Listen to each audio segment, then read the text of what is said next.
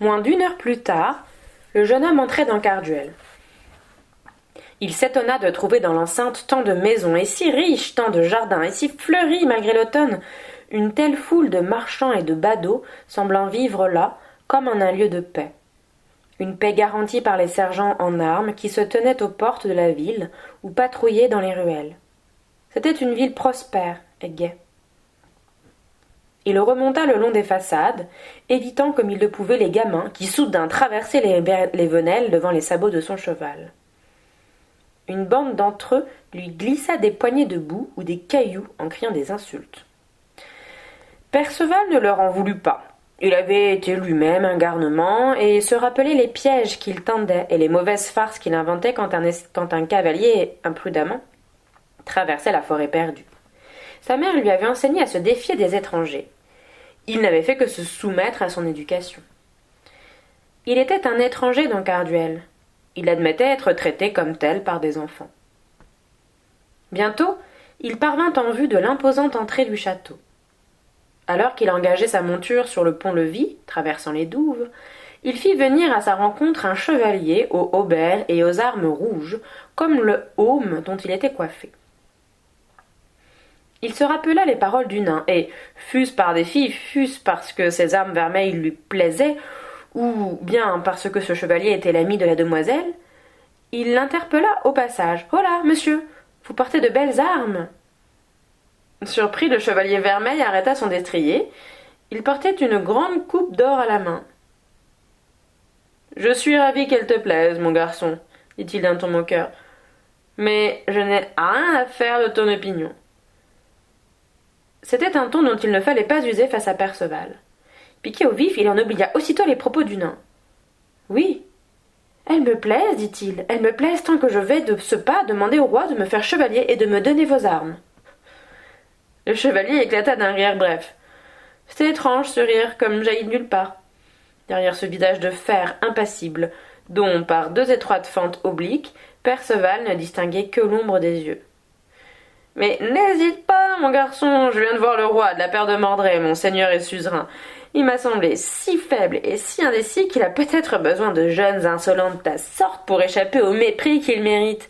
Regarde cette coupe d'or, je l'ai prise sous son nez alors qu'il s'apprêtait à y boire. Eh ben, ni lui ni ses chevaliers n'ont eu la moindre réaction. L'ogre, crois-moi, changera bientôt de roi, et moi, je vais démontrer la faiblesse d'Arthur et de ses hommes. » Perceval ne comprit à rien à ce discours. Eh bien, d'ailleurs, il s'en moquait.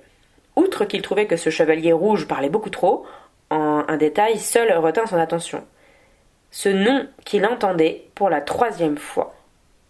« Qui est donc ce Mordray » demanda-t-il. « Depuis quelques jours, je ne sais entendre parler de lui. »« Apprends que Mordray sera bientôt le nouveau roi de l'ogre. Va le rencontrer, ce sera lui qui t'adoubera si tu le mérites. Mais tu parais le mériter.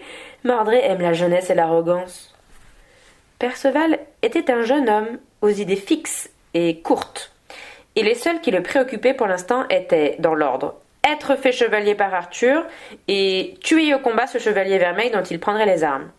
Tout autre sujet ne l'intéressait pas. « Je n'ai pas le temps de bavarder. À très bientôt, monsieur, lança-t-il en talonnant son rond-sein. « À tout à l'heure, si tu veux, répliqua le chevalier.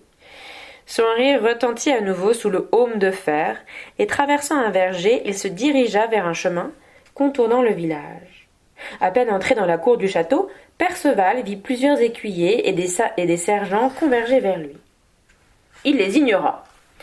Son cheval bouscula du poitrail 2 hommes qui s'étaient placés en travers de son chemin, et avisant la grande porte de la salle dont les battants étaient ouverts, il y poussa le rond-sein. La salle était d'une taille et d'une hauteur inattendues.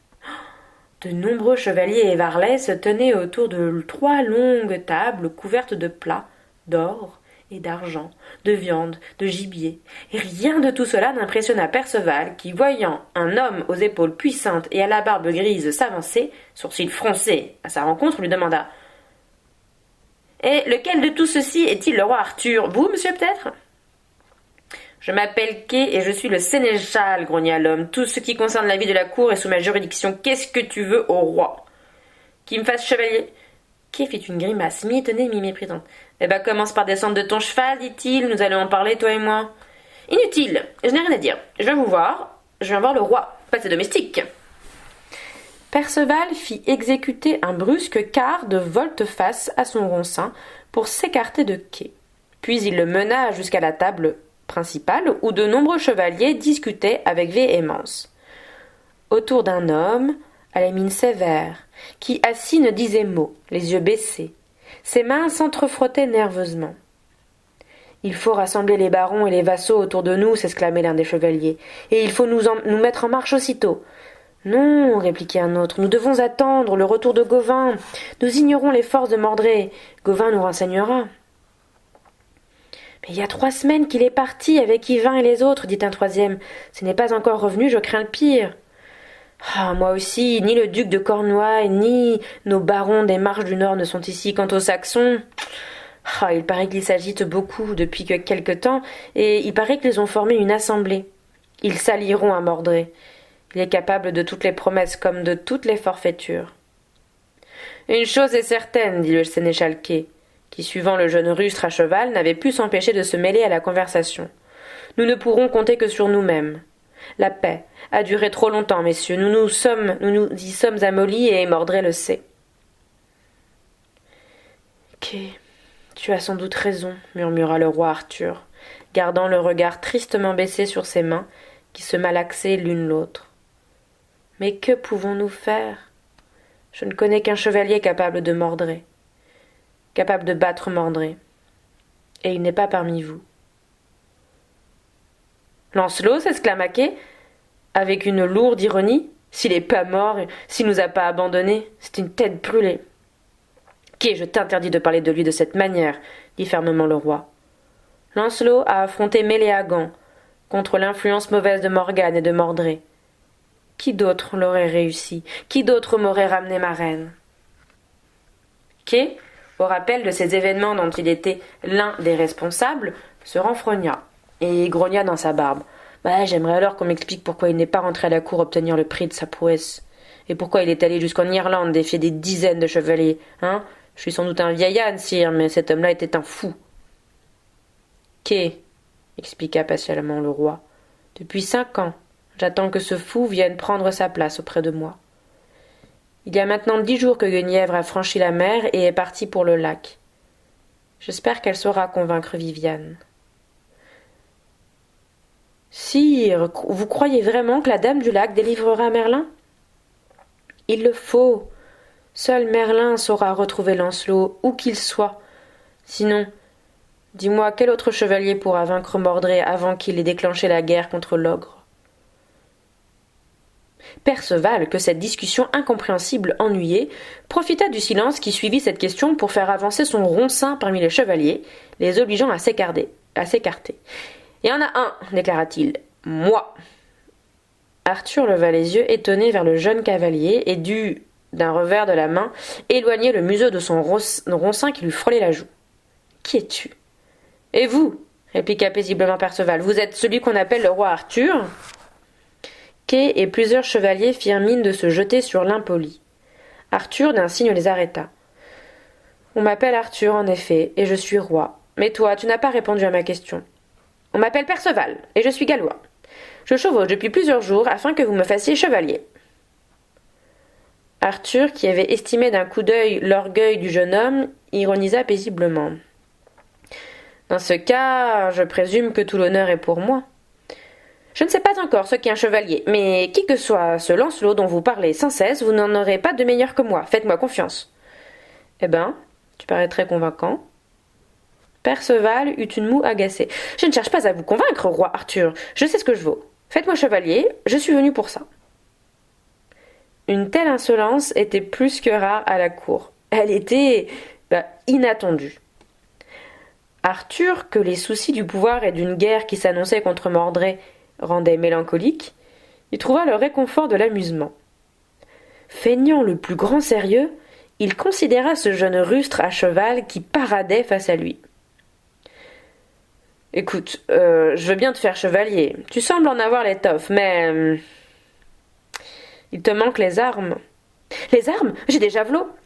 Oui, je le vois. Seulement, les armes d'un chevalier, ce sont une armure, un aume, un écu.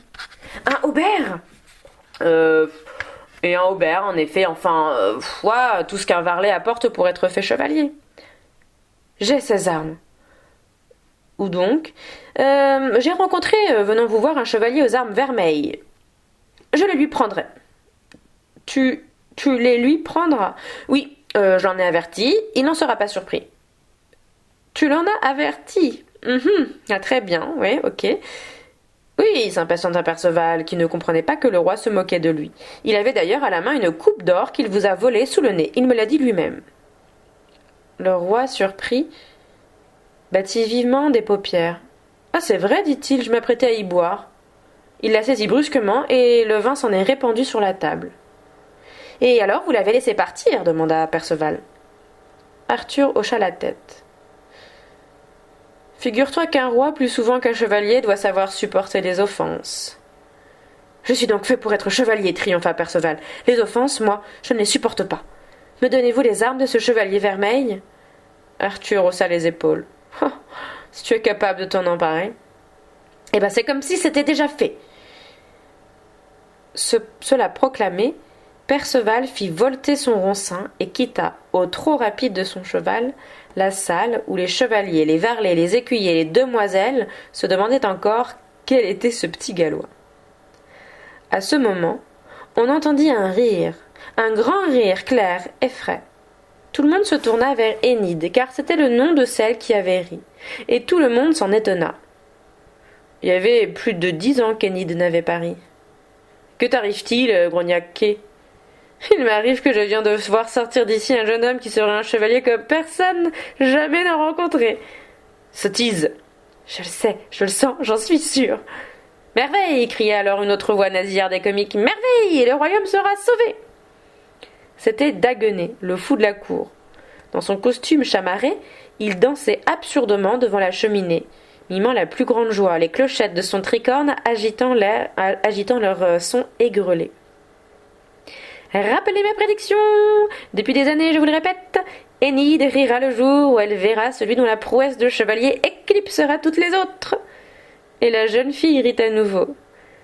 Écoutez, écoutez-la, clama le bouffon. Furieux, Kay s'avança brusquement et la gifla. Tout ça n'a aucun sens, cesse de rire. Elle porta la main à sa joue, rougie par le coup. Mais n'en continua pas moins de rire. Daguenet dansa de plus belle devant la cheminée. Je vous l'avais prédit, je vous l'avais prédit. Foutaise et parlerie de fou, grinça Kay, et des deux mains il bouscula brutalement le bouffon qui trébucha, partit en arrière et s'affala les fesses dans le feu. Oh, Kay, ça suffit, s'écria le roi Arthur. Modère tes humeurs, tu m'agaces. À la fin.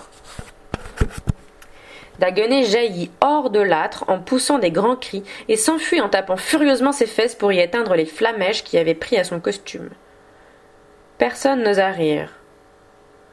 Arthur avait élevé la voix, et Kay, conscient tout à coup de s'être une fois de plus laissé aller à sa nature belliqueuse, baissait piteusement la tête.